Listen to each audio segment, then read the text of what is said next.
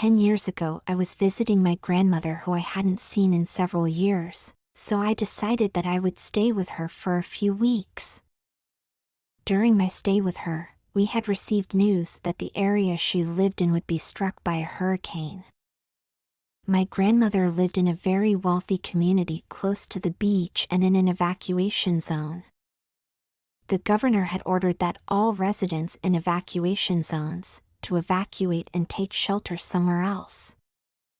My grandmother, a stubborn 82-year-old woman who had lived in her home for more than 50 years, had refused to evacuate. After trying several times to convince her that we should leave, I gave up. However, I wasn't going to abandon my grandmother. I decided to stay with her. The days before the storm was set to hit Granny's home, we went shopping and bought enough food, water, and other essentials to last through the storm. A lot had changed in Granny's neighborhood since the last time I had been there as a teenager. Most of the homes were rebuilt into mansions, which was quite the opposite of the modest homes I remembered them to be several years prior. A lot of the elderly people had retired and moved south where the weather is warmer, or they had passed away. The younger crowd changed the landscape of the neighborhood completely. Granny was one of few elderly people who remained and kept their home the same. In addition to the homes looking different, so were the faces. Granny's neighbors were strangers to me. As we unloaded our groceries from the trunk of her car, neighbor after neighbor drove by and waved. Most of them seemed to be leaving in search of safety. One neighbor, who we will call Bill, stopped in front of my grandmother's house. "Hey Jane," he said to my grandmother. My grandmother turned around and greeted him before introducing me to him. I learned that Bill was her next-door neighbor. He and Granny chatted a bit about the hurricane that was expected to hit. Before driving away, he asked, "Are you guys evacuating?" "We are still deciding," Granny said. "My family and I will be right next door if you decide to stay," he said before smiling and driving away. My first impression of Bill was that he was a nice man. It was also comforting to know that we were not the only ones who would not be evacuating. I watched Bill as he drove his luxury car into his 3-car garage attached to a jaw-dropping multi-million-dollar home. The following day, news reports continued to warn that the storm was going to be making landfall by late afternoon.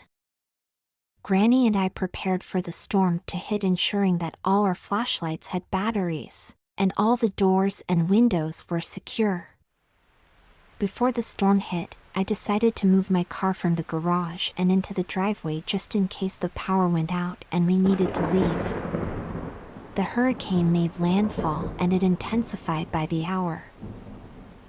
During the evening at about 8 o'clock, the power went out. We decided to go to bed because there was nothing else to do. At about 10 o'clock, I heard voices at the front door. I heard a female voice say, "You think they're home?" followed by a male voice which responded, "I don't think so." After that, I heard someone trying to open the door. I looked through the window of my bedroom, which provided a good view to the front door. I saw 2 males and a female in trench coats. "Hello," I yelled through the window cracks. Nobody said a word. Instead, they left and walked to the other homes in the neighborhood.